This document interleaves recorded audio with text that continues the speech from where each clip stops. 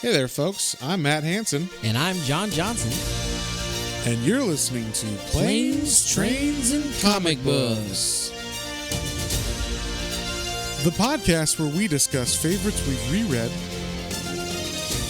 both classic and new comics we want to read, and everything else in between.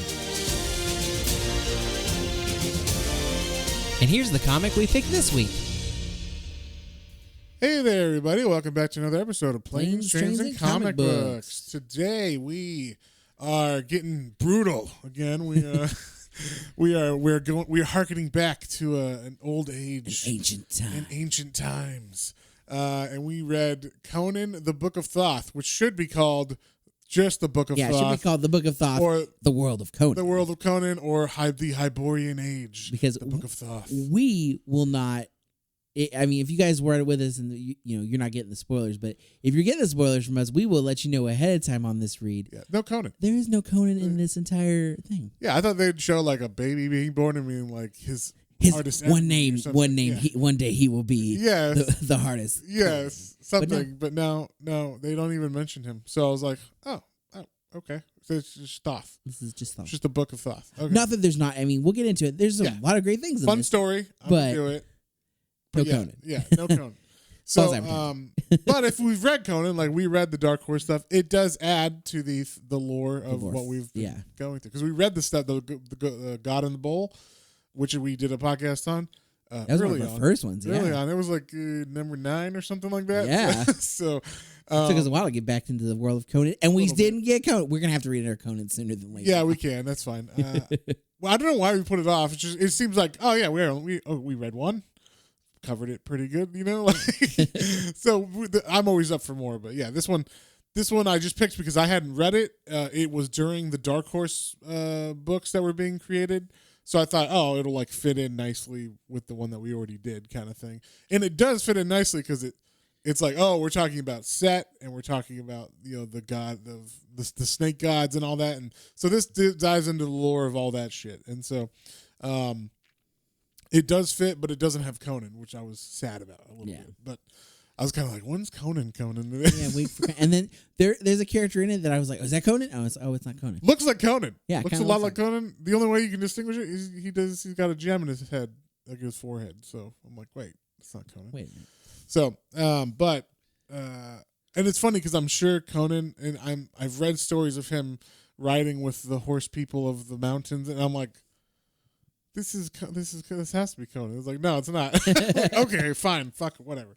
But yeah. So anyway, that's the big spoiler here. It's called Conan, Book of Thoth, but there is no Conan in it. It's just the world of Conan. So we were talking about this right before, and I wanted to say it again because we were joking about because this is just about Thoth and like all of the magic and sorcery going on, and like we'll start off. He's a street rat, very similar story. I don't buy that, John.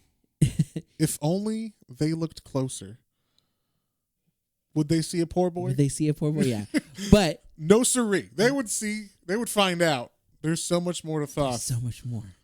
But it was funny. This parallels kind of Aladdin a little bit at the first. If Aladdin was Aladdin Jafar. was like, it was Jafar, and we're like, if it was actually Jafar's story. This should this would be like Jafar's origin story, kind of is how we feel. Starts off as a street rat, and then he does the exact same thing. Like if he knew or he finds out about the Cave of Wonders, and he goes there, and then it ends up getting the thing, and then becoming like the evil magician or whatever. Yeah. So it was like kind of a fun like parallel. We're like, okay. Yeah. It's good. It was like, I've heard this would like be a fun. This is what I would have done if like the the prequel sequel or something and straight to DVD or whatever. Like, this would have been good. But yeah. So anyway, this book is literally about the character of Thoth, who is the main bad guy in all of Conan lore. Generally, like, I mean, he's the guy that's James Earl Jones plays in the Conan movie. He gets the snake face or whatever. Yeah. We all remember the snake face, right? If you've seen the movie.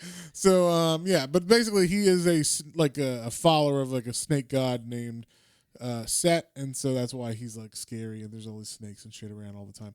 But at first, we just find him in this story. He's a little boy. But yeah, as a wee, young. he's what kind of like prepubescent, like right before teen. I think he's like, I would say, yeah, maybe he's like 13 or 14. He's got muscles on him more so than like he doesn't look like he's 9 or something, or like 10. And I only say that because he does some hardcore killing in this. That's true. He does. I'm like, he picked up that big rock. So, but anyway, so we start off in the city of Memphia, which a lot of this, if you imagine the world of Conan, and they threw a map in at the end, which was nice for everybody, but it was a map I hadn't seen quite exactly the world. It's kind of like when you look at old timey maps and you're like, that's not what the world looks like. But it's like what the closest they had. It kind of looked like that. So I was like, that's not the Conan map I know. The Conan map I know looks more like the real world, and they just kind of put the Conan places over the top of it, and you're like, oh, that's I get where he got it from. This one looked like if you just combined Africa, Asia, and Europe into one continent and like crammed them together. There's no oceans in between them or anything. And so this would have been in the same place it would have been on that map, but like basically it's like Egypt-ish, area, but bigger, like it's a wider state or whatever. So, but yeah, so it starts in Memphis, which I would be like, oh, it's like Memphis, like the original Memphis, like the one in Egypt or whatever.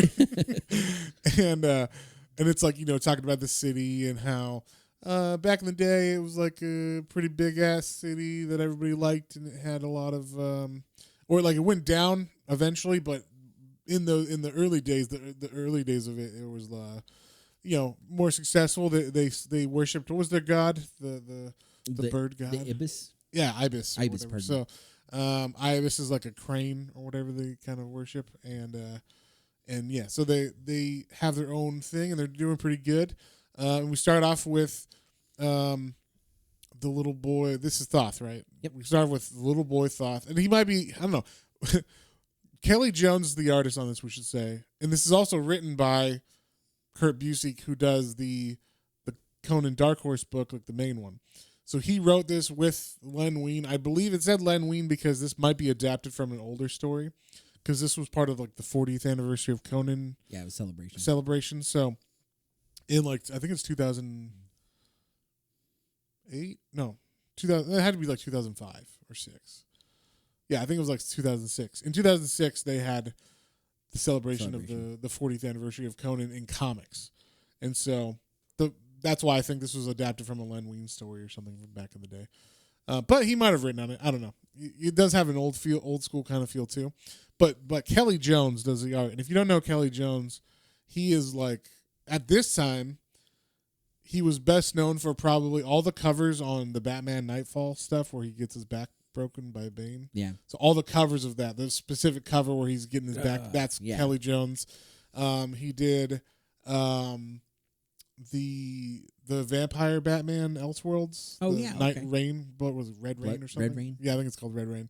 So he did that. That was like one of his bigger series. But he's really known for like noirish, dark inks, kind of horror inks, and where it's just like super dark everywhere, lots of shadows, kind of like Hellboy, where there's like blocks of black instead of like more shapes than actual like detail, and then your eye goes, oh, that's a face.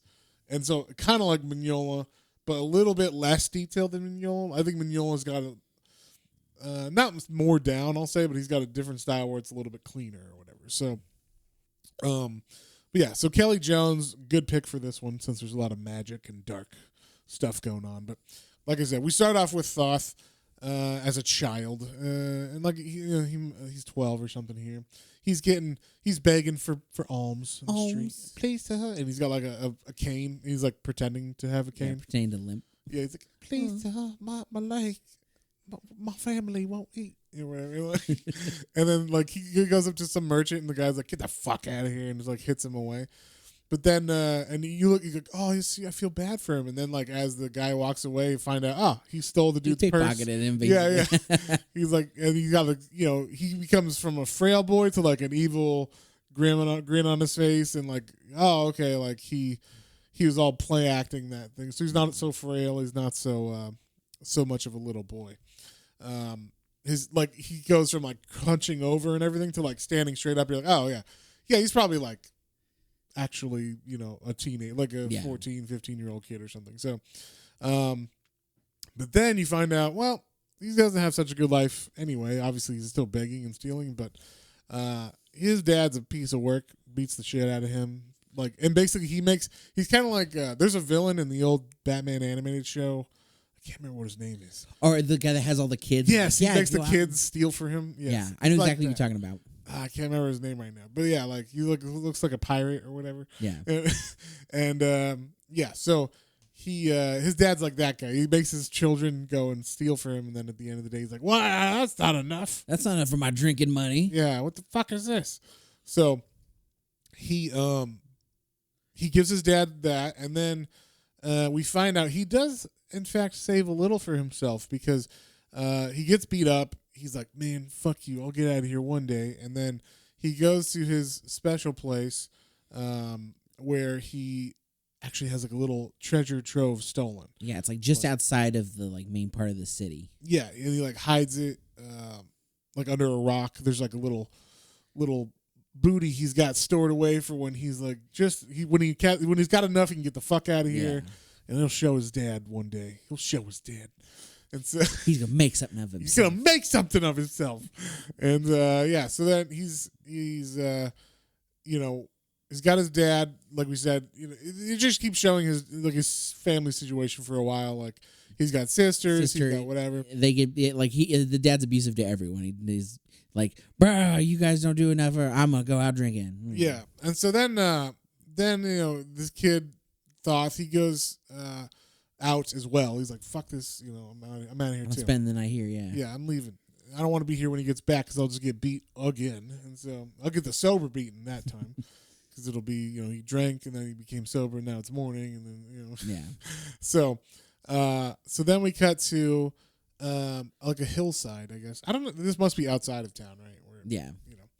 And we see okay, so he's not the boy. He's the one there already cooking. Okay, so he's cooking a lizard that he found. He's eating brand new, tastes like chicken, grilled lizard. And so he's cooking this. And then there's another boy that comes up who looks a lot like him. Maybe a little bit meeker, looking or whatever, but pretty much same build, same hair. And I think, everybody's got the same hair back then, like that bowl cut front with the just long sides. Like they got the Conan cut or whatever, So, yeah.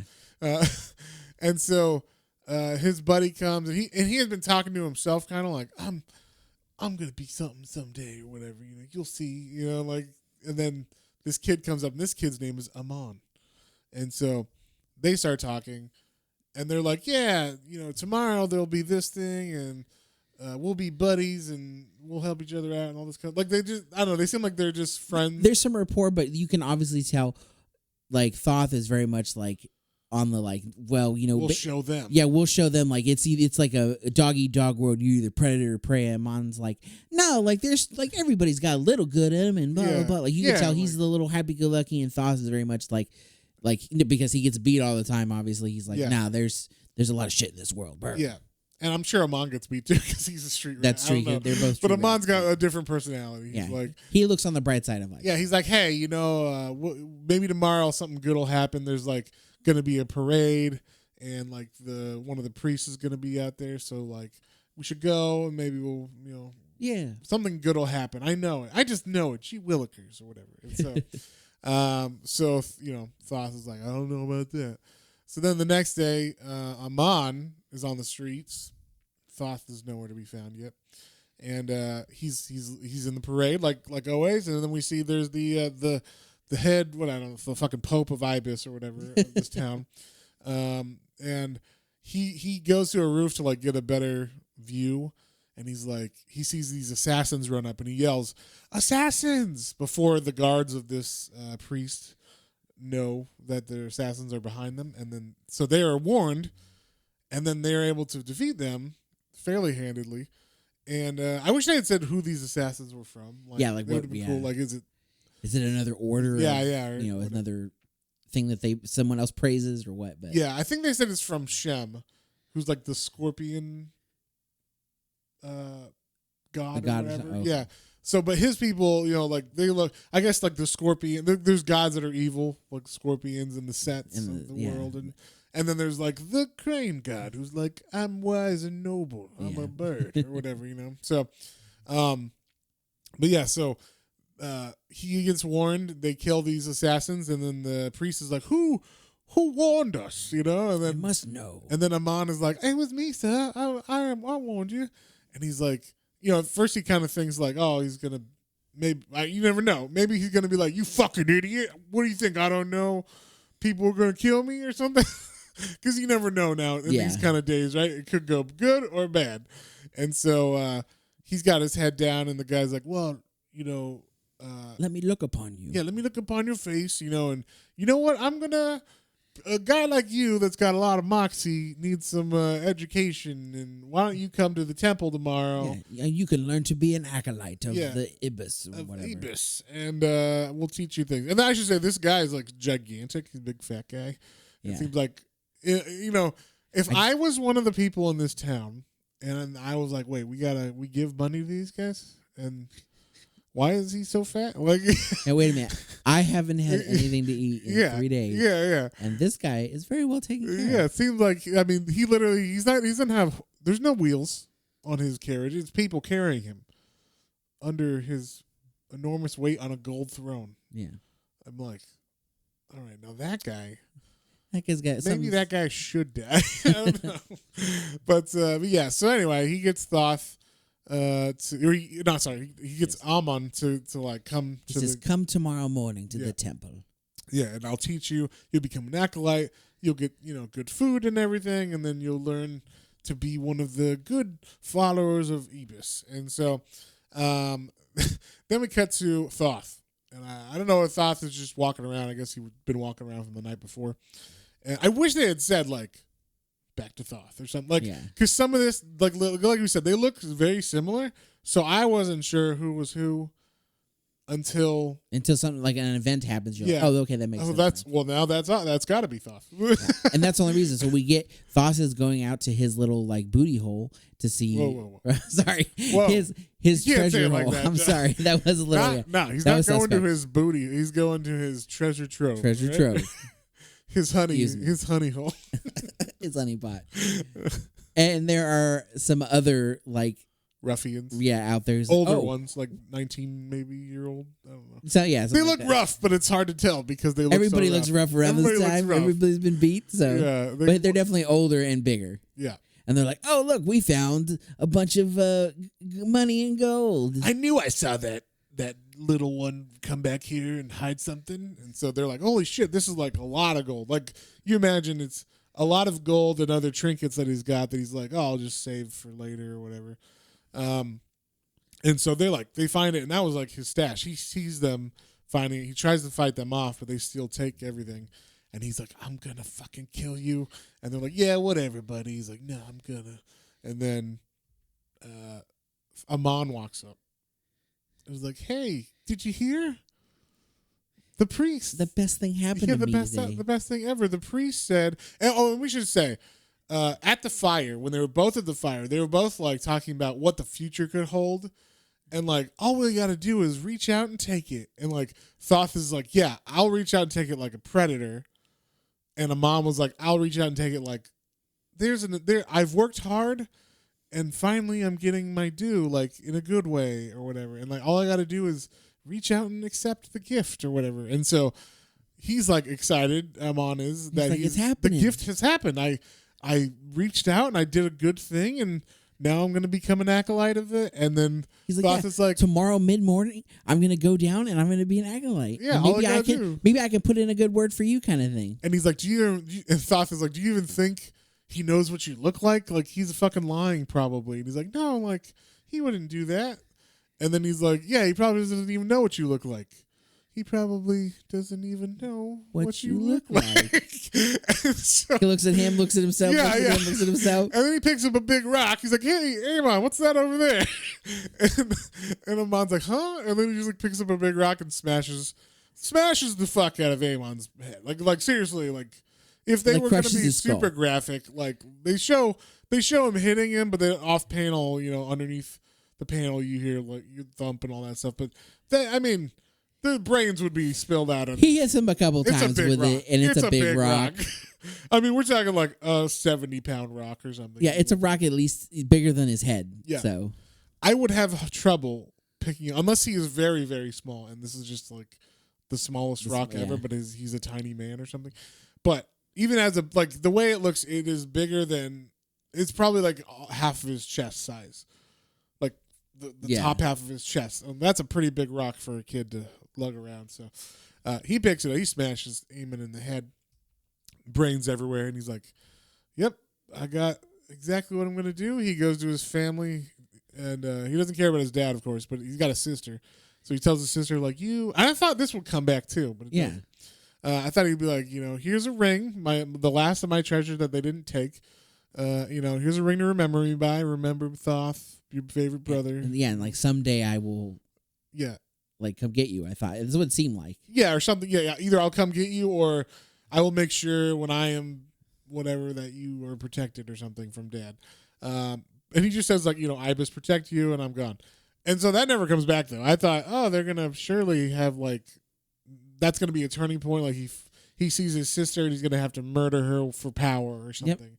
Or the first person he kills is his sister for power. But no, I mean, do we want to say, because like the one thing they come back to it a little, but it's for no payoff. Say it. Yeah, because like so later on he sends somebody to like when he's a little older to find this girl named, and I forget the name, but it's his sister in the city, and then the guy comes back later. He's like, oh yeah, like she did. She did. And I was like, oh, so that was for nothing. Yeah. So that was interesting. I was like, why have so specific, like, I'm giving you this ring? This ring, yeah. Zoom in on the ring. Like, like, is that ring important to something? Like, it turns out I need that for a ritual, and you got to kill the person who wears it, and it's either that or I don't get power, and sorry, sis. That's what I would have done, something like that. Like the first time he has to, like, sacrifice the set or something. I guess be that. Yeah. It's got to be my sister. Something like that. So, anyway. So, he goes to the gates, and of course, the rich guy, whose name is what's this guy's name? It's something. Starts with a K. Yeah. I wish. Caranthus? Caranthus. There you go. Sure, we'll go with that. Well, he has a son that we'll learn too. Calanthus. Yeah, which is I was like, it's very similar. with an L. So instead of Caranthus, it's Calanthus. Yeah, something like that. So, but yeah. So Caranthus is the head priest or the high priest of this thing, of Ibis, and there's a giant temple. It's a lot of this architecture is Egyptian looking too, so that's why I figured it was supposed to be in that region. So he doesn't recognize him from Amon at all, and he's like, "Who are you?" And Thoth is like, "You remember me from yesterday?" And he's kind of Amon. Yeah, he's like, I'm a little dirty, and like, and so. He's like, oh, yeah, no, totally, you're that kid. Like, oh, yeah, no, that's right, and he didn't say his name. He's like, I didn't even get your name the other day. What's your name, boy? And he's like... He calls himself Amon just in case it was like a trick, I think. Yeah. Because you never know, I guess. And so, yeah, so he now goes by Amon for the rest of for like a good half of the book. And so, but in his head, he's still like, Thoth. I am Thoth. And so... he is entered into this castle. He meets everybody. There are other acolytes who kind of treat him like shit right away. And they're like, there's so many of us. Why does he keep inviting little street rats in? They're like, you were a street rat yesterday. It's like, I know, but now he should have stopped at me. But there's already so many mouths to feed. Gosh. Yeah, God. Like, it's not enough gold to go around. Jeez. And so... He's like, that guy eats more than all of us. I wish they had said something like that. That would have been funny. Like, the fucking Caranthus just can't shut his mouth. Takes all our food. But yeah, he doesn't say that. But so, we get a little bit of, the acolytes aren't best buds or anything. And, like he I don't know, he just meets everybody, and then he makes his best friend here, who's Calanthus. Yeah, he's the son of the high priest, who funnily looks like he's already a 40-year-old. He looks older than He's got a receding hairline already. At least the way he draws him, I'm like, either he's got a hair problem, and maybe he's like part of you got to look like that as part of the priesthood or something. But Only when you have hair like that, though. Yeah, apparently. Because the other boys boys have golden locks, but he looks like Bill Cosby now. Yeah. so I thought that was funny. There was a recent kerfuffle with an artist who, I don't know if it's specifically white artist drawing black characters or something, but there was a white artist who drew a black character, and he had that hard hairline, but it looked like it was too far back. Yeah. And everybody made fun of him on Twitter. And they're like, that's why you don't have white people draw black characters or whatever. And then it was like, but then I think this guy specifically uses a lot of photo reference. And I guess if you looked at the photo that he used, it was just like the angle that it was at it just looked like it was super far back or something like that. But I just thought that was funny. Like, yeah, he does look like his hair's like, he's losing his hair, and he keeps drawing the line further back at the barber every time. Like, but yeah. So his son Calanthus, he's like buds with him, I guess, for the most part. So they study, they get along, it's fun. They're all becoming best buds and looking. And then the first kind of weird thing that happens is, I guess there's a box that. Where did this box come from? Was it like? It has some kind of writings in it that they're looking at. It's basically some kind of like. I would say it's like you're not supposed forbidden. Yeah, forbidden text or something. Like every in Harry Potter or like there's a part of the library you're not allowed to read that. But they read. And the only reason he does it is because his dad is the high priest, so he's able to have a key or whatever too. Yeah, and so he's like, "Why don't we open it?" And he's like, "No, we can't open that." So he picks the lock. Thoth does, and he reads it and he learns about some evil black magic things that are going on around. Like there's basically, is this where he learns about the whole thing? Like I think he learns about a fabled world called Acheron, and Acheron is like it's not a fabled world, a fabled place. That was an ancient city that is now kind of ruins underneath where they are now, which is Stygia. That's the name of the name of the town was Memphis at the beginning, or Memphia, and then the name of the state that they live, the country that they're in is Stygia. Stygia. So Stygia used to be, I guess either Akron or Akron was a city, the capital city of Stygia, and it wasn't called Stygia at the time, and that was ruled by. What we find out, because he starts to like research this ancient world and magics that are powerful, and because he wants to get power, and you can't really get that powerful with crane magic, Yeah, because crane magic is like all about like reflection, and wisdom, and like being like kind of being in harmony with things. Earth and everything, and the world. Yeah, when you're at peace and harmony, you're not getting power. Yeah. You're not getting what you want. So he's kind of like, fuck this. He tracks down some acolyte. He just gets further and further into this. He finds like an acolyte who's like, "Oh, I've been waiting for you," or whatever. And the guy says, "Oh, you'd like to know about Acheron?" And he's like, "Yes, tell me." And then a snake comes out of this dude's robe and bites him. And he's like, "What the fuck?" I thought that was funny. Yeah, I thought it was funny. He's like, "This is a trick." Yeah, and he's like, but the poison actually is showing him he's having a fever dream from the poison. Yeah. About what Acheron was, and Acheron was basically what QAnon thinks the Illuminati are. So that's true. Yeah, it's very much like it's like a death cult of lizard people. Yeah, and they have to do sacrifices to the serpent god. Yes. And they rule, and they're actually like half reptilian. You see like chariots being pulled by humans, and the chariot has a like a half man, half snake lizard person. Man, yeah, basically. And so and there's like naked ladies sacrificed, and enough. Who else are you gonna sacrifice? I mean, naked ladies, obviously. Busty naked ladies is what they go with. That's what they go with in this book. And you know what? It's okay. But yeah, I mean, it's Conan. You're gonna have some busty ladies somewhere in this. So, and then the best thing about this, I thought, was he tells him the story. The guy, or like the kid, Thoth has this fever dream from the venom, and he wakes up. He's like, "What the fuck? Like, how long have I been out?" Kind of thing. And the guy's like, basically, if search for more power. Like, you'll get there. Just keep looking. And then he, like, dissolves. He just, like, dissolves into, like, a skeleton. Yeah, like just a skeleton pile of bones. goop. It looks like he melts. His skin melts. He pulls, the bad guy from fucking Raiders. Oh yeah, it's like if that guy just melted in place and it was supposed to happen. So yeah, because he's like still kind of like giving like that last like must search beyond. Yeah, he's like, and he says like you got to find this relic and in a cavern. This is where we get to the Cavern of Wonders. Yeah, so you will find an ancient cavern. You go there. You may have to face like death basically itself, and but you will find it. So.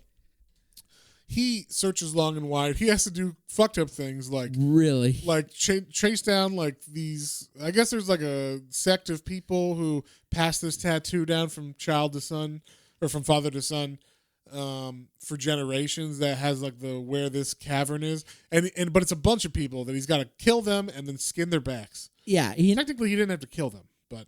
Yeah, I guess he could have poisoned or like made him fall asleep and skin part of him, but literally he has to cut several people's part of this map together, different people, and like stitch it together to get a whole map of where this place is supposed to be. Yeah. So I love the image of that when he shows the final one, and it's just these like pieces of like gnarly skin all like barely hanging together. Yes. Yeah, it looks very harshly cut too. I was like, Jesus. Yeah.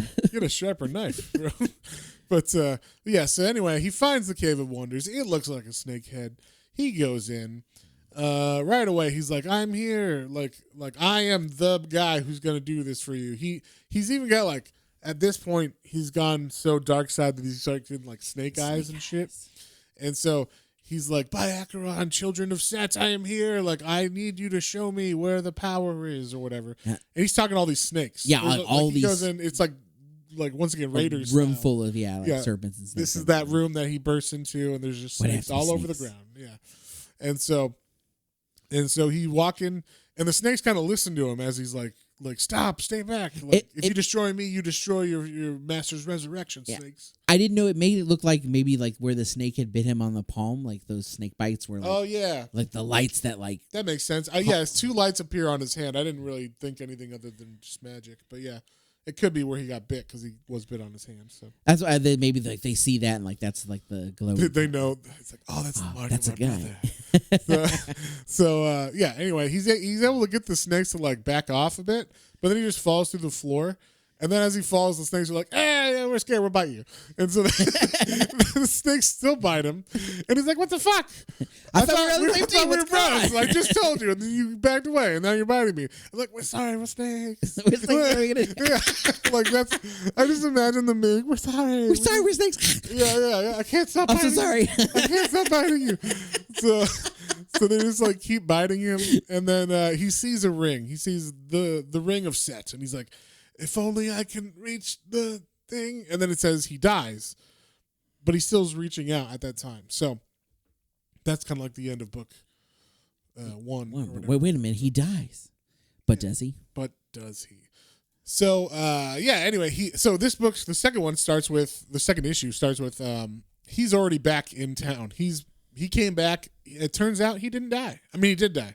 He died, but he didn't die. They kind of explain it later. Like, he died, but then it was like as he was reaching for the ring, and then he got the ring as he died, and then it was like the Thoth came into him. Yeah, he kind of like soul bonded or whatever with the ring. Yeah, and then the ring brought him back to life. So yeah, basically it healed him completely of the snake bites, and he came back, and so now he's been under the tutelage of the priests of Ibis, but he's secretly just trying to figure out how to get power and how to get out of this situation where he can kill all of these people and be in charge and raise Set to its proper back to its former glory. Yeah, raise Set back to his former glory and Acheron the city. He's trying to figure out how to get back that officially or whatever. So we start off with this kid, the kid who was mean to him. Yeah, it was like, why do we need another? Why do we need another one of these kids or whatever? Yeah. So that kid, he's running through the streets. He's like, there's something chasing me, and it's like snakes and whatever chasing him. And then this giant fucking snake grabs him, and he's like, my name is Thoth, and like kills him. and he kills him just like that one snake guy that he met at the bar melted. He melts him. Yeah. I don't know if he just is like the venom melts him or like the fear or whatever, magic, fucking whatever. He melts this guy. So when they find this guy, this kid, this acolyte, they're like, "What the fuck is wrong? What the hell did this?" And so, big time, they're like, something's going on. It's killing people all over the place. And so, basically, this is like the middle section of this book is kind of just like, him hiding his new thing, which is like him being a follower, and he's like kind of espionage. He's going behind people's backs, like convincing certain people, like, "Oh, I heard that this person did that, and this person did that," and just kind of he's like undermining everybody's confidence, making people kind of like wonder like if people are really following. And this is going on for months. Basically, he's like you say, he's whispering in someone's ear about this. He's still pretty good friends with the was it Carlanthus? Carlanthus. That's right, the son. The son. He's still kind of like most buddy with him, but he's still he's keeping everybody at like an arm's distance, and he's like he's kind of whispering in everybody's ear different things. Yeah, he's what if that guy's the bad guy? Like, what if that guy's the guy who murdered someone? And then just like walks away. Yeah. So like, there's a lot of that, like kind of just like scheming and like throwing out little hints of maybe that guy's the bad guy, or what would happen if this happened? And then in the middle of this, we get the introduction of a character who becomes very important later on. But his name is wasn't it Stefano? I believe they call him Steph at the beginning, but Stefano or. Stefan. That's Stefan. What it is. So Stefan is like 17th in line to be the king's nephew or something, and he's having a bad day because he forgot his wallet. Kind of like Jasmine. Yeah. When she goes, she's so rich, she doesn't think about money. She just eats an apple, and someone at the market's like, "Hey, you ate my fucking orange. Like, I'm gonna cut your hand off or whatever." Yeah, and if you don't pay me. Yeah, and he's like, "I'm Stefan. I forgot my wallet. Let me just bring some tomorrow." And the merchant's like, "Yeah, tomorrow you'll come back, I'm sure." And then the priest and Thoth and Calanthes. Calanthes, they're all walking about. It was Calanthes the priest and Calanthes the son. So if they sound similar, that's their fucking fault. They shouldn't name. We'll say Junior. Calanthes Junior. We'll just call him Junior. And so Junior over here. Yeah. So Junior. Don't call me we got Junior. the priest. We got Junior, and we got Thoth.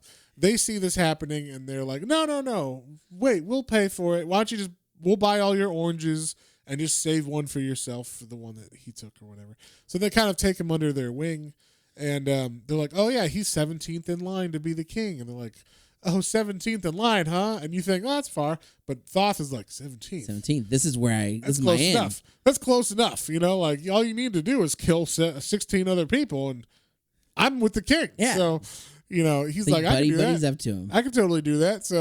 So basically, he and then we see like he's been going during this time. He set up a shrine to Set in the basement of the Ibis temple, and he's been pulling off some bad stuff. He kills a fucking. It says it's a jackal. It looks like a little puppy dog. It looks like a terrier.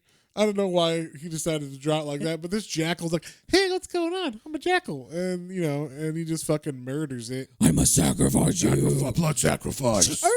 Yeah, it's horrible. So he blood sacrifices this dog to Set, and it's just like to get more power. It's like him, like basically just making blood sacrifices to get more power, to talk to Set directly or whatever. And so Set is talking to him because he did the blood sacrifice, and is like, I have pretty much found what I'm going to do. I'm going to make this kid king, and then I will have the ear of the king and all this stuff. And Set's like, good idea. Plan. Yeah. Sounds like a plan. Yeah. There you go. And so yeah, that's kind of like what he sets up to be. And like we said, the rest of this time, he's just kind of like plotting. Junior is very like suspicious, it seems, but they always say like, but he's not. Like they're like, but he doesn't know if he's suspicious or not. They say that specifically in the thing, like, yeah, maybe because he's just blinded by his friendship, and they just can't imagine it's not Amon, our buddy Amon, who's Thoth. They're like, he's too good. He's a goody. He does his. He studies. He studies. I don't know, how could he be bad? I mean, I'm not with him 24/7, but when he comes back drenched in blood, I'm like, well, okay, he must be. Maybe he had a hard workout or something. I don't know. So yeah, I don't know exactly why they're able to he looks fucking evil to me. I'm like, if I was gonna be like, you're evil, I'd be like, you're fucking evil. That guy over there, that guy right there. He got a big scar on his face. Yeah. He's wearing his clothes are all darker than everybody else. And he's way buffer than the other people. He's the evil one. Yeah, that's the evil one. So, and I love when he takes off his fucking robes. He looks super fucking buff. So, obviously, the head priest knows something's up. He's been looking around for some kind of betrayer or whatever, So he's on the lookout for some mischief, and so apparently he found this temple of Set, and he's just been waiting here every night since he found it to see who comes down, and he's pretty sure he's going to find someone who's not Amon, and then Amon comes down and he's got a cat this time, and he takes off his robe, he's about to stab it, and then Calanthus is like. Or Caranthus, the dad, the priest, is like, "Ha! Oh my God, I can't believe it's you. I would have never thought." And then Amon kind of shows his face. It looks like when the Emperor turns from Palpatine to the Emperor. Yeah. And you got like fucking lines all over his face and shit. But I love the way he draws these scenes where just everything's blacked out in the background, and you just see. I'd love to have this page because it's just all black, and then there's just shapes that are revealed in white, and when they all come together, it's a face. He just knows what you need to show to make a face pop, or and you can tell they all have emotions and everything, but it's just talking back and forth between Amon or Thoth and Caranthus, and yeah, it's just a good panel, or a good page, or whatever. So. And this is where he's also like, well, guess what? I'm not Amon. Amon's the one who saved you, and I killed that stupid because you don't know what people look like. I am Thoth. Yeah. So he reveals himself, and then he's like, and this is cool. This was a fun thing. They have a power battle off where they're like, huzzah! They're like, they basically have force versus force versus force. So you have the crane force versus snake force or whatever. Yeah. So he's like, you will not leave here. I will stop you with my crane power. And he pulls the crane out. And when I say crane power, we mean he makes constructs. They both make constructs of snakes and cranes and stuff, and they're fighting and shit. And then they battle. But the problem is, cranes versus snakes. I mean, you'd think maybe cranes would have an advantage over snakes. I think cranes eat snakes or whatever. Yeah. But they don't eat these snakes, Not these. He's superpowered. He's been making fucking sacrifices in this evil lair. And I think, the crane's gotten fat and and complacent. Yeah, we'll say that. I don't know. I never saw them do anything but read. I never saw them do hand-to-hand combat with crane skills or something in here. So I mean, the guy knows some skill, the Caranthus, but he is no match for the for the snakes. And what happens to him is pretty fucked up. He ends up losing, and Thoth is like, "Can't you fucking serious?" He's like, "I could kill you, but you know what? I'm gonna do something worse. Do something worse than you." He does something worse to him. He basically at first he's just tied up with snakes. I thought he was gonna have him bite him or whatever, but he I don't know. They could go into his mouth and his eyes in a very horrific panel. Yeah. It looks like he's being smothered to death or something by them. What's actually happening? It feels like it's out of one of those horror mangas we've seen recently. Yes, yeah, for sure. I could definitely see that. But yeah, so he basically is just a representation of him getting filled with. He's getting possessed by the snake, so he's not of his own mind anymore. Yeah. So he's possessed by Set, and. Surprise, surprise. What happened? But Thoth lied, and he told everybody. He came down. He heard a noise down these steps. He came down, found the Set. What's it called? The shrine. The shrine to Set. Yeah, and then And then he found Coranthus there, the head priest. Coranthus worshiping Set, so he was able to tie him down with, crane magic, and hold him there. And then call some backup, and then they found him definitely there. And now he's on trial in front of the head, the Ibis. I don't know, the Ibis tribunal. The court of the They're all like the heads of. I would imagine they're like each city has a head of Ibis or something, and then a head priest, and then all these are the head priests. So, they're on. He's on trial. They're like, "What have you say for yourself?" And basically, he can't say anything. He's been like dumbed down, and he's like, he starts to kind of overpower it, and he says like, I strove to," and then all of a sudden, out of his mouth, it says, "I have no defense. Like I worship Set, the Almighty Set. Curse Ibis's name." And everybody's like, "What?" And especially Junior. Junior's like, "Daddy, no. There's no way this is not impossible." my father. And of course, these fucking magic priests or whatever, they're like, "Well, he said it." Like nothing that's suspicious is going on here. I think we know he did it. He just said he did. All right, case closed. Case closed. No need to look further into that. There's no way anything could have happened like this. So what they do, in all their wisdom, their punishment, they're like, "Well, we could kill you, but we're gonna do even worse." It's kind of like what fucking Thoth did. And they make a crane, the Ibis. Magical one appear. Yeah, Ibis appear. Like a construct. And it fucking pierces through his head and basically gives him a lobotomy. So lobotomy on top of being in possessed of this. Right. Which the possession I think leaves after the, lobotomy. But basically and he's still alive after all that, but he's just a mindless, he's like kind of like lobotomized person. A Hodor. Hodor has more ability than That's true. But basically, and then the worst thing is they're about to throw him on the streets. Like, now he'll be a beggar. I'm sure he'll live a long time being a vegetable beggar or whatever. And Thoth is like, wait, I'm gonna help him out. He was my master for a long time. Even before he got evil, he picked me off the street. So why don't I pick him off the street, and he can just be my manservant? So if I was fucking Junior, I'd be like, "What'd you just fucking say?" What'd you say? First off, he ain't gonna be your servant. He's gonna be. I'll take care of him. All right, he'll be here with me. It'll be fine. But I would have been pissed if I was Junior. But Junior doesn't say a goddamn thing. Which I was like, "Are you fucking serious, Junior? What kind of son are you?" All right, but.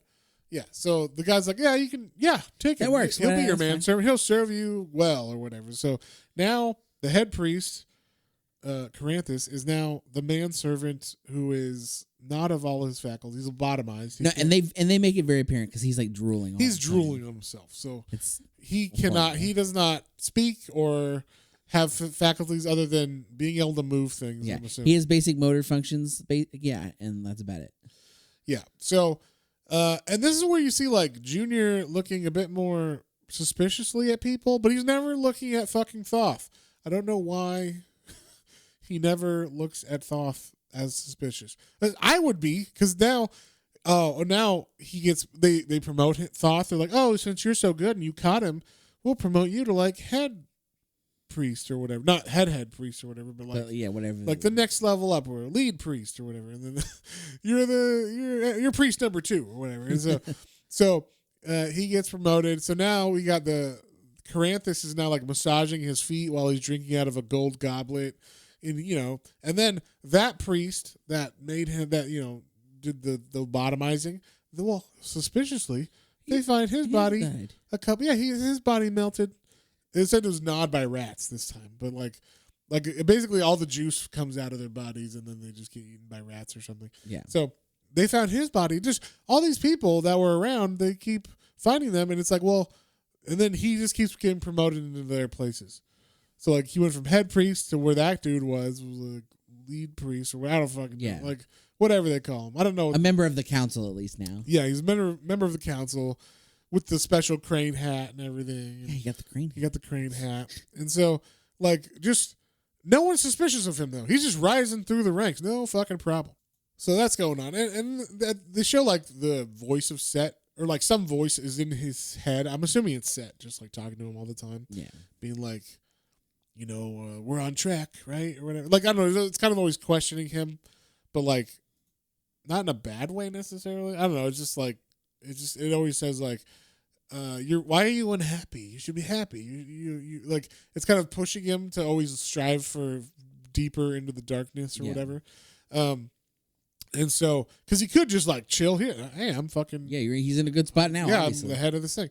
But basically, it's always pushing him to dig further into this, like to always move forward with the plan of rising Acheron. So, with that, like now we jump ahead a couple years. I'm assuming like he's been head for a while, and we see on the edge of the town there is. I guess he's been raising taxes a lot. There's a lot of taxes being taken from the people on the edge of town who aren't even, like, technically they're like the farmers on the edge of the land, and they're like, we're not even really like part of the city. Why do we got to pay taxes?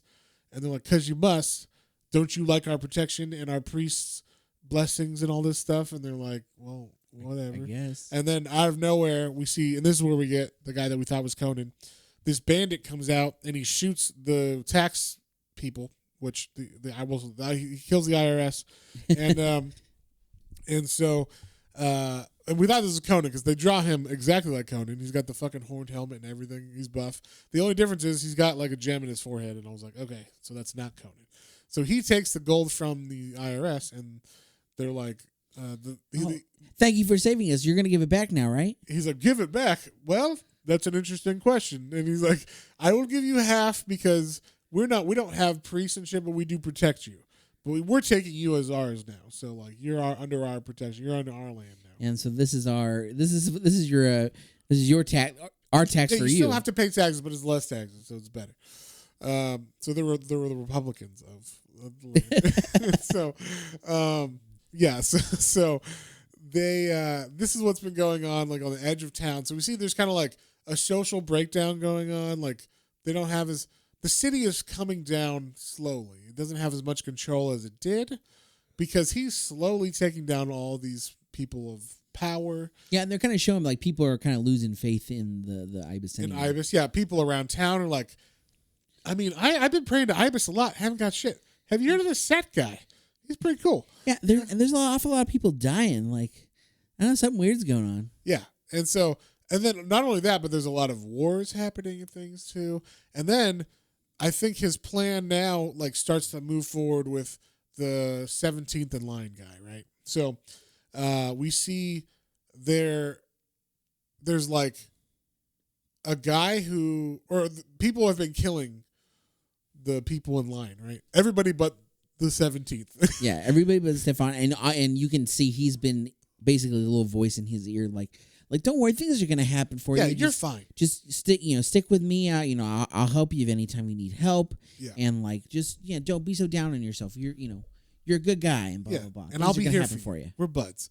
And so what happens? He basically does what he did to Corinthus is he killed all these like people in line, and then he set up I guess number 18 or whatever to be the fall guy. So 18 comes in and he's like.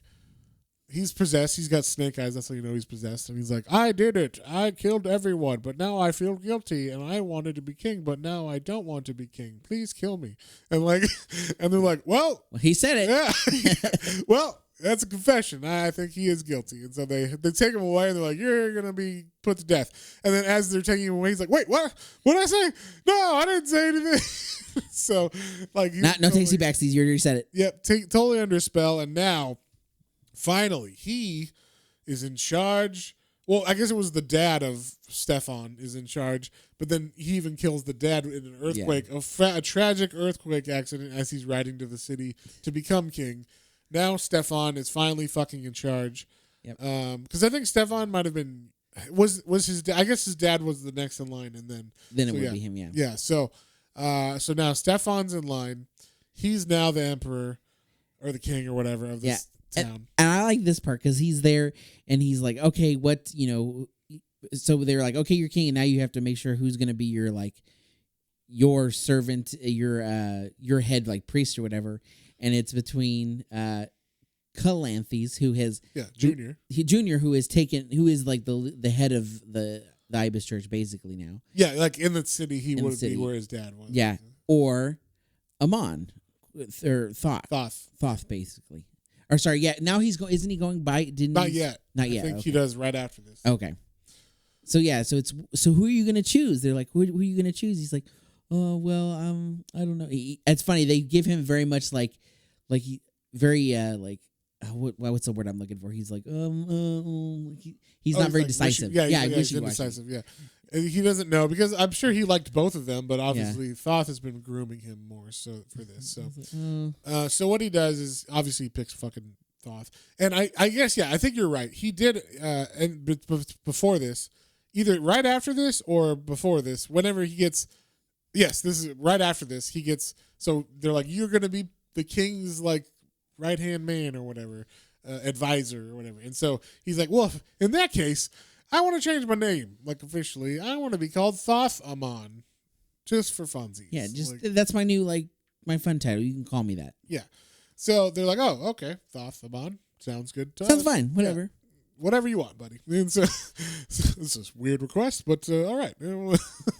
And so they do that, and yeah, I mean, basically the rest of this for a while is just him like bringing the city down.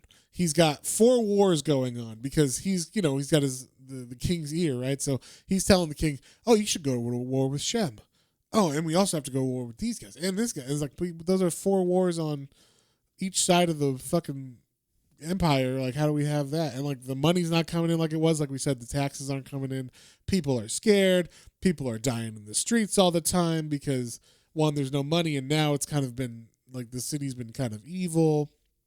And so just basically everything's going bad in this town. Yeah, he has all these, and so in the meantime, the only other main thing, I guess, because he's been Thoth-Amon has been paying so much attention to being on the ear of the new king that he's made. His servant, the dad, who's been lobotomized or whatever, he gets visited by Junior, and Junior sees something like in his eye or whatever, and he's like, tell me if, like, are you still in there? Like, tell me that you're still, that because he basically at this point is like, I'm pretty sure that Thoth-Amon has been causing all these problems. Right. And his dad cries. And he takes that as like oh, that's it. I know you're in there. That's you. I knew it. So they go to take out Thoth. They're like, we have to kill Thoth-Amon. He pays some. Yeah, I guess he either hires assassins or it's a small like underground group of. Of followers of Ibis or whatever. And so they go to kill him, and he's like, I've been expecting you. And so they have this big, construct fight again, which is fun.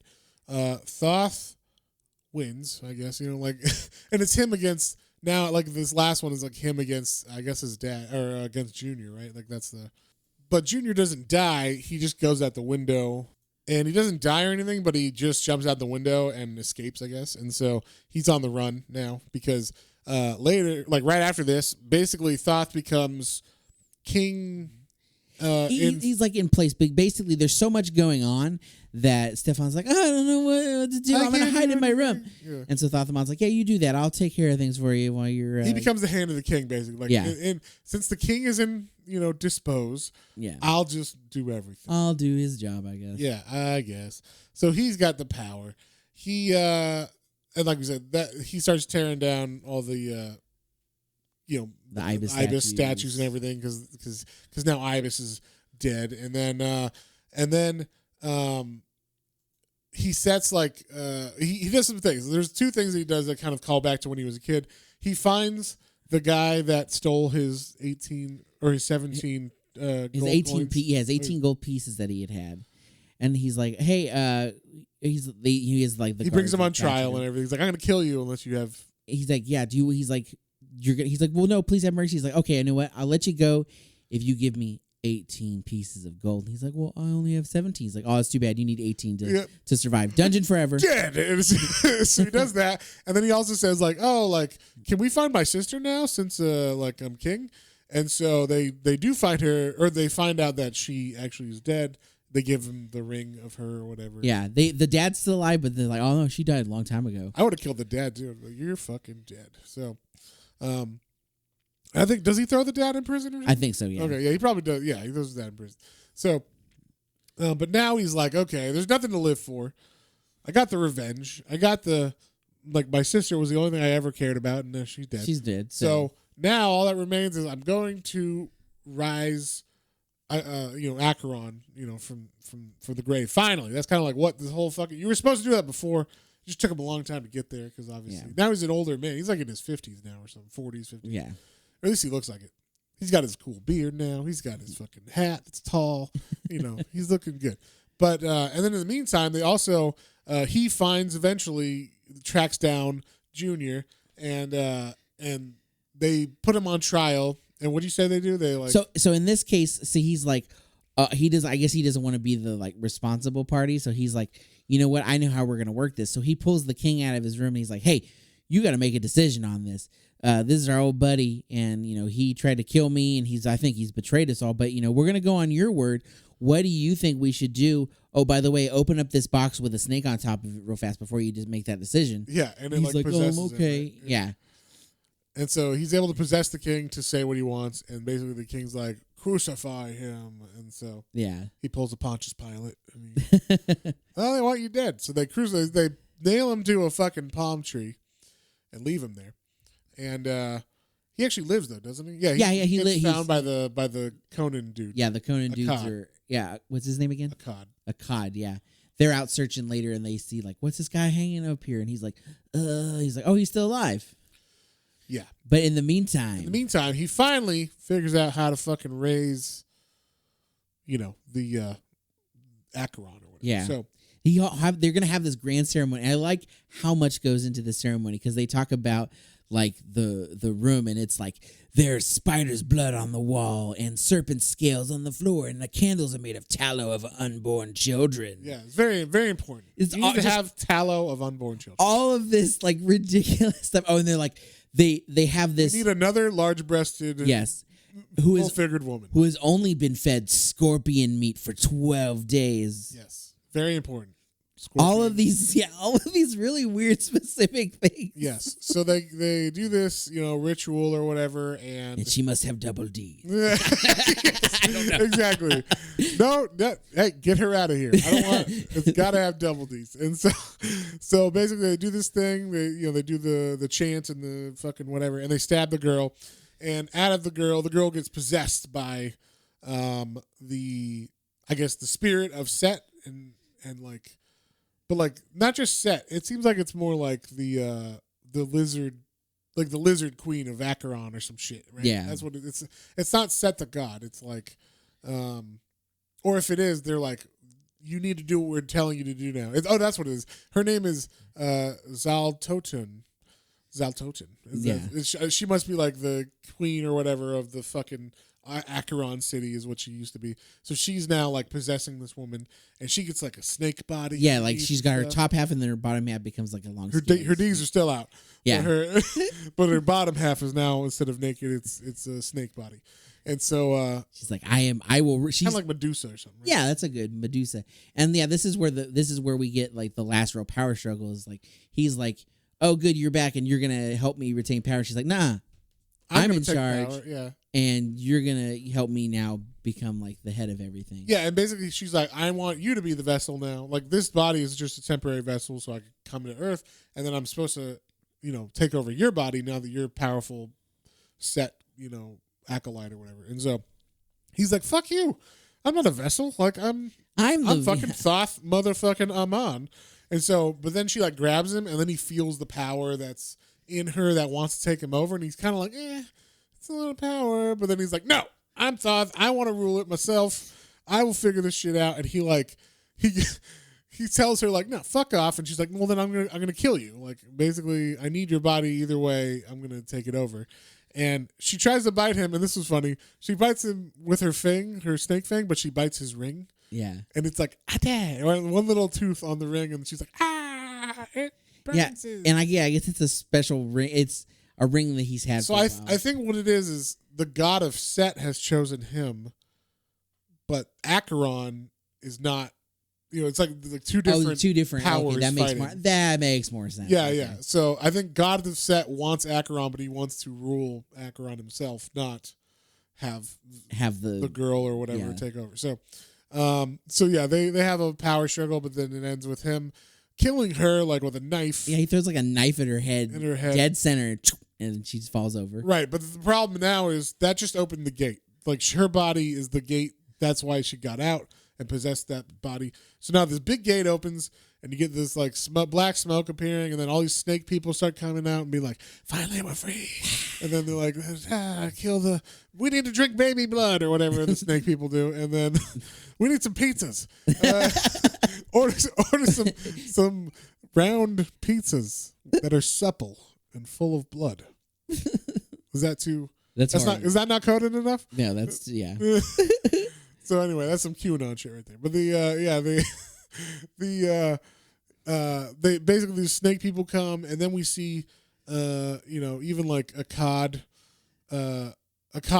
he finds Junior, and he's like, holy shit, why is it all black and everything out here? And so he basically helps him kind of recover. Yeah, they cut down Junior, and they're like, oh, we'll help you out. But then like basically they just see like these black clouds appearing over the city. They're like, what the fuck? And so Junior actually was like, you know what? I gotta go help my town out. Like that's why. After everything that's happened, all that, I still gotta help my town. And so, in the meantime, there's still this battle going on inside of him, of either turning into a snake person or like Acheron taking him over with his power, or him maintaining Thoth Amon, the I guess the embodiment of Set or whatever on Earth. And so he's like, I will not be a slave. I've been a slave. Yeah. I will never be a slave again. I am Thoth Amon. I will rule. And then I will bend you to my will. Yeah. And then and then all of a sudden Junior appears. And he's like, what? I thought I killed you. He's like, no, not quite. And then, if I'm not wrong, like a cod comes and starts attacking as well, these snake people. Yeah, he's basically him and some of his buddies are murdering the snake people that are around, like trying to get to where they are. Yes. And because of all this going on, Junior is helping. Yes, Junior's actually on the side of him now, because like now there's a bigger thing happening. Yeah, so he and Thoth are like, let's squash this. Let's squash it for later. But we got to fight together now to fight these snake people that are trying to take over. So basically, to close this gate. Yeah, we got to close. Let's call it the Hellmouth. We'll close the Hellmouth. And so, in the meantime, though, that body of that woman that was raised at Zolkatan or whatever her name is. Yeah. She comes back to life, but is now, instead of double D lady, she's a creepy snake woman with.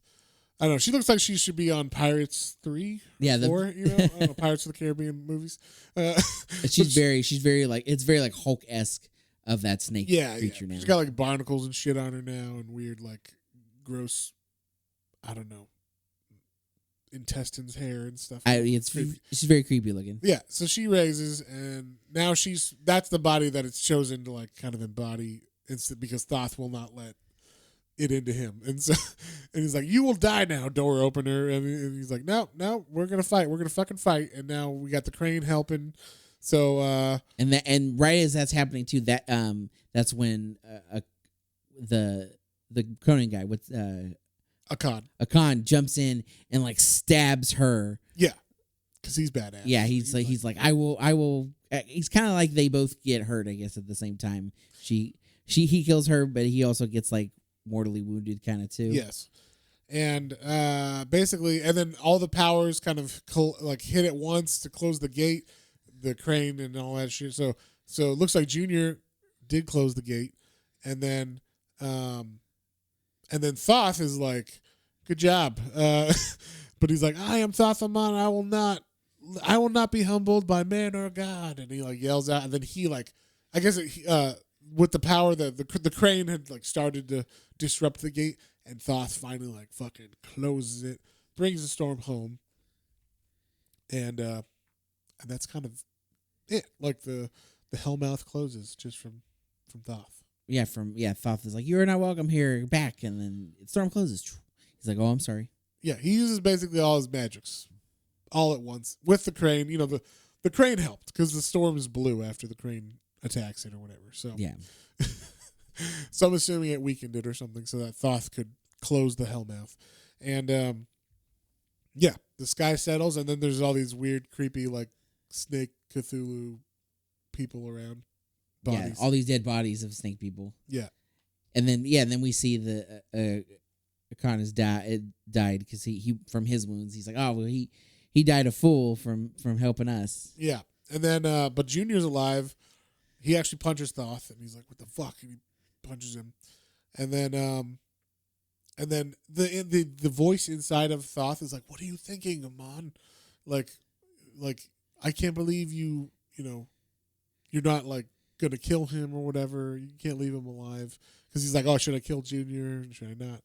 And so Junior punches him and then like leaves him there in the alley or whatever. And he's like, he basically kind of is like, hey, are we gonna like work together, or are we gonna go our separate ways? And then Junior, that's why Junior punches him. He's like, that wasn't really a question. That was like no, I've already decided, and like, yeah, I guess we're both gonna live, but you're getting out of here. Yeah. And so now Thoth has left Memphia, and he's now living in the hills around it. And he's like, he still has like an acolyte though. So like they're in the caves or whatever. And he's like, basically he just kind of leaves it like, I'm just going to like become a badass magician or whatever, and be the head acolyte of Set, or like be the embodiment of Set on Earth or whatever for now. And he wrote his story out, and that's what we read, the Book of Thoth or whatever. And that's pretty much it.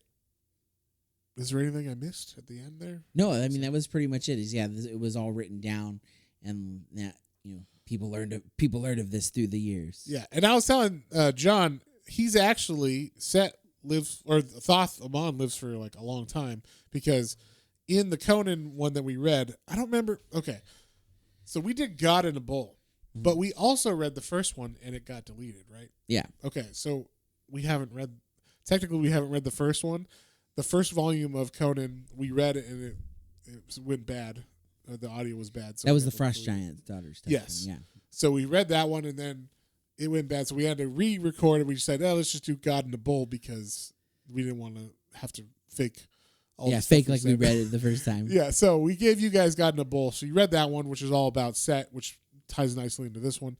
But in the first volume, there's a little precursor that was like the teaser for the Conan series coming out from Dark Horse, and it was like this new king, maybe we'll say it's in the, if you had to put an age on it would be like the Roman times or something, finds these ancient ruins about a king named Conan, and there's like an advisor with him who looks a lot like Thoth Amon. And he's got snake eyes and shit. And he's like, hey, we don't need to learn about that guy. And he's like, no, like, it says this guy was like the best king ever, but I never heard of him. He's like, I don't think he was the best ever. Because later Conan and Thoth become like mortal enemies. So, but Thoth apparently lives way longer, just outlives everybody because of his magics. But he no longer cares about Acheron or raising that, and he's just kind of like an acolyte of Set for the rest of it, like the most powerful acolyte. So, but that was like a fun thing to learn that. To learn, yeah. So, well, what would you give this one, John? What do you think about it? Well, other than feeling cheated of getting no Conan, yes. It was still a fun story, and like for the most part, it kept me pretty well entertained. There's a little bit where he's like working out his plan in the background when he's when they're killing all the people to get Stefan to be the ruler. Like we see some of the deaths, but it's more of like, it's just him telling us that. Yeah, so like that part was a little like okay, yeah. Like, what are we? I know what we're getting to, but like, can we just get there? Right. But for the most part, it was good. It kept me. It was obviously a quick read, and like all the actual magic stuff was cool. Like I liked all the fights and stuff with that. So I feel silly, it's like, oh, I don't care about this stuff. Get there, just give me the fights. But I mean, I guess because that's going into Conan, that's what I expect. And so I was like, I don't care about this bullshit. Yeah. Like I liked the early stuff and like him like when he kills Amon and it's like yeah we do look similar. It's like holy crap, we do look a lot similar, don't we? So, I really like the first half and then I like the ending stuff. There was a little. I feel like that too. Like the middle, I was kind of like, where is it going? Like what?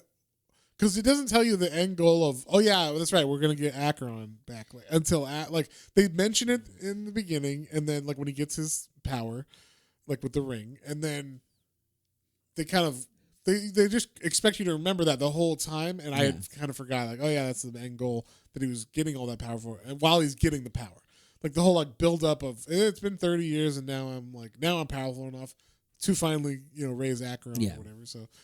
That whole thing was like, oh yeah, we have to wait all those years, and that was kind of like the build up or whatever. But it was fun. If you're a fan of Conan, I think it's a good read. I probably wouldn't like be like, oh, do you want to get into this stuff? Check this one out. Like you definitely would need to like be into this kind of stuff already. Already know the world of Conan. So I would say, but it was definitely like it was a solid read. The art is fantastic, like you said. All the shadowy stuff is always really cool looking in this. The creatures are all cool. I would probably give this a 6.5.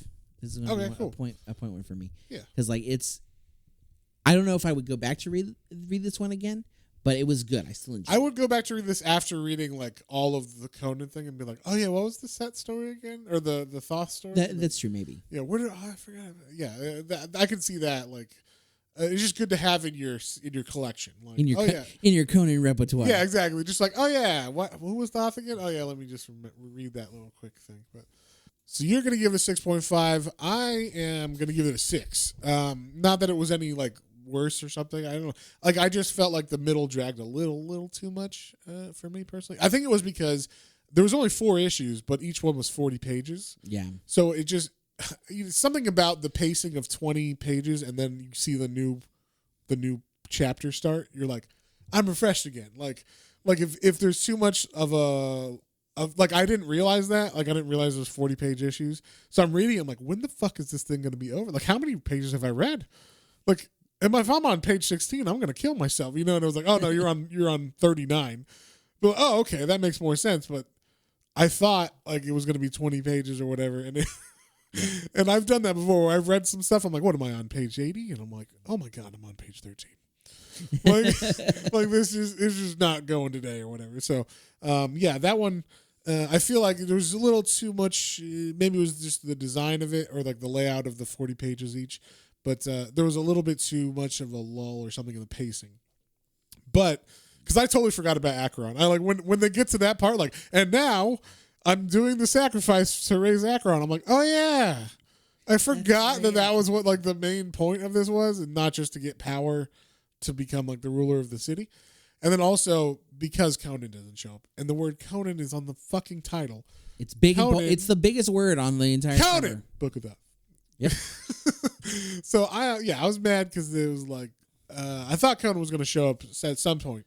At least just a teaser of and again when we started, it starts off with the cover of it is Thothamon like doing magic and the serpent around him and whatnot, but then the next like main like I don't know what you call that like splash cover or whatever. That's his next cover. The next cover shows Conan. It is Conan because he doesn't have a gem on his head. It shows Conan, right? And he's getting ready. That is the next story. It is, but it doesn't allude to that. It just says Conan true. Book of Thoth, and I'm like, okay. That's but true. then, yeah. So the problem is there's another story in this book that we didn't read for this because it's like... Because it's a separate little... Yeah. It's a little mini The reason story. why it's there is because it's Acheron. It has to do with Acheron. But other than that, it doesn't have anything to do with this little miniseries. And so they just wanted it to be not four issues long so they could charge $16.99 or whatever. So yeah. They're like, oh, let's have that one shot in there. And so, yeah, with that... basically, that's the only Conan in it. So, like, I guess could call it Conan because it has Conan, but not in this story.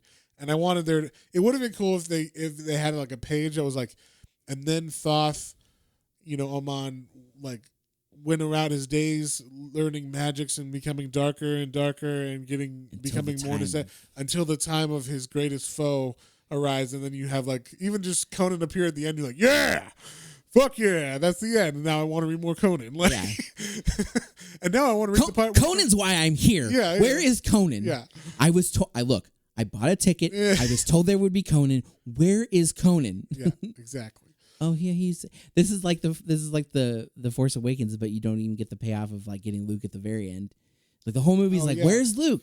And then it's like the last like 30 seconds of the movie is like, Master Skywalker on the thing, turning around. You're like, yeah. Oh, and then Crow credits. You're like, okay, well at least I got the tease, but like, yeah, that's what you don't I even wanted get that in this. I wanted at least a tease, and then its greatest foe. Yeah, the warrior Conan. It's just like Conan on a hill, like with his sword ready to go. The greatest king of Apollonia, came to challenge Set or whatever. That would have been cool. Nothing. So bad on them for not having. But I think that's because this wasn't originally supposed to have. It was just supposed to be tied in. This was just called the Book of Thoth. I have the original issue. It doesn't say Conan on top. Oh, it just says the book. Yeah. Okay. So the reason they did that is just to fucking market it or whatever, and that's bad on. Because it's 40th anniversary during this. Okay. Yeah. Okay. So still, fuck them for doing that. But it was still good. Just not as like you have to definitely be into the Conan world to enjoy this. So that's also why I gave it a 6. Because like while the art and stuff probably make it a 6.5 or a 7, if you were already into the world and everything, but I'm looking at it like, oh, if you're a reader and you haven't read it before, our listeners aren't going to like pick it up if you haven't read Conan. So check out Conan first. Yeah. And then speaking of other Conan we should read, so I read there's a new game in town. There's a new printer in town, which is publisher. That's the word I was. There you go. There's a new publisher in town that is making Conan books, but they can't use the word Conan because that's still copyrighted. But Conan is now slowly leaving copyright, so they can say the word Sumerian. So the books are called the Sumerian, and they do the Frost Giant's Daughter because that's the first story that they could do. So, and it is the best version of Frost Giant's Daughter. I kind of want to do a versus because it's 3 issues too. 3 issues of the one that we read in the first trade, because that's 3 issues. Yeah. And then read the 3 issues of the Sumerian because they are completely different, told differently. And I love them both. But I think I like the Ablaze one better. And you'll probably figure out why. But okay. I'm excited. Yeah, we should do that. We'll put it into the. So So I'll say this: we got to get through Halloween. We got to get through October because for Halloween we're not doing 13. We're not okay. I was ambitious last year with our 13 comics of Halloween. We're not doing that. But we are gonna stick to some like spooky and or like creepy stuff. So that being said, the first book we're gonna do is a book I just read that is fantastic. I did a YouTube review of it, but I think John needs to read this, and I think we should do it first for Halloween. And it's going to be a true crime graphic novel. Hell yeah, I love those. Yeah, by Eric Powell of Goon fame. He did The Goon, which is a book we should probably read as well for Halloween. One of those trades. Have you read any Goon? No, I just know I've seen what you showed me. The character, the art that I have. So yeah, that would be good to read for Halloween as well for one of the weeks. But yeah, we're just gonna do four books. 4 Halloween theming books, especially because we release on Sundays and Halloween's on a Sunday this year. Yeah, so perfect. And then so we're gonna do the first book, which is next week. We're gonna do this graphic novel that just came out, hot off the press, called "Did You Hear What Ed Gein Done?" Oh yeah. So it's about Ed Gein, the true serial killer who was the inspiration for such horror villains in movies like Psycho and Texas Chainsaw Massacre. Hell yeah. And Buffalo Bill from Silence of the Lambs. So that's exciting. What we're going to read next week, and definitely I want to hear what you have to say about some of those panels. There's some fucked up panels in that. I'm book. excited. So, but yeah, definitely check that one out, guys. It is available both digitally and on hardcover right now. I think it's the same price digitally though, so it's $30. But if you want us to just spoil it for you, also, I mean, it is a story that's known. It's Ed Gein, so if you want a precursor, you could always just read the Wikipedia for Ed Gein. Yeah, well, I'm watch a documentary, and I'm sure it'll be mostly the same information. Yeah, although this is all about this covers his childhood to his death and everything. So awesome. Okay, cool. I don't know. It's a full biography. I didn't know any of that either. I just knew the middle part where he did all the stuff, yeah. What he done. And so yeah, this is like a full biography of him. So we're going to do that next week. And with that being said, we'll see you guys on the next one. Yep. Don't forget. I like, share, subscribe. We got our YouTube. We got exclusive content. Oh, yeah. Also, we have a Coffee now. The Coffee, yes. Okay, so Coffee is a Patreon-esque website. It's ko-fi. .com/planes, trains, and comic books, all one word. If you go there, we have it under all our videos and everything. So if you go there in the show notes and everything, it's a way to either donate to us or you can follow us on there. And I'm going to be posting. I started doing like every time I posted something, but I think I'm going to do weekly. Like, here's what came out this week from us. And it's all the podcasts and all the videos I put on YouTube. Yeah, so you can get all of our stuff in one place just in case you don't, you're not checking YouTube. It'll email you, I believe. It'll say, here's, from your update from Coffee, from Planes, Trains, and Comic Books. And if you like what we're doing and you want to kind of be more part of it, you can we have some tiers we're setting up for some donations. We have one tier right now. The first tier is just recommend us a book that that you want us to read. And unless we get 400 people subscribed to this, yes, we'll probably do your book fairly soon after you recommend it. So, because it's $2 a month for that one. We'll do a recommend book, and you could probably do it a couple times. Like if you're like, hey, we with this one, and what about this one, and you still on it, I'm sure. We always need suggestions for stuff. So, and then also we will say your name in the podcast and stuff too. So we'll do a shout out. So, and then I think we're gonna come up with some other tiers. Like I know I'm thinking about doing another Matt's Minis on a series, and maybe we'll let people vote on what series we do. Yeah, we were talking about a fun series about a WTF series, like where in the world did this comic idea come from? And like we'll read these like kind of like one-off basically series 90s series that are like what, like lots of pouches and lots of weird crap. Yeah, or like some of them were like the end of the Thor run from the 90s when he doesn't have his hammer, he's got a ponytail, and he's got weird powers that aren't the same as they were. Or Wonder Woman when she gets her little like black shorts and a jacket, a jean jacket or whatever. Yeah. And then like Artemis is also Wonder Woman at that time because she takes a break. And so like lots of weird stuff happening in the 90s, stuff like that. Or the one I just found and I actually bought issues of because they're cheaper. I found 25-cent issues of it as opposed to buying $1.99 digital issues of Justice League Extreme. Ooh. So this is anything with Extreme in it is. Yes, that's all. I was like, holy shit. Like this is exactly, it's Booster Gold with a mech suit. It is Blue Beetle with a mech suit. It is the stupidest idea I've ever heard in my life. And I am so excited to read this. I just have to get more of the issues so we can do read them. A partial run. Something like that. Or if we're getting, I'll buy them digitally if we're getting people, supporting the channel now. So, that's what we're kind of thinking for a second tier or whatever's doing a couple of those series. Special ones just for you. Yes. We'll release publicly later, but it'll be just for the subscribers. But I'm thinking we won't release them until the whole run's done.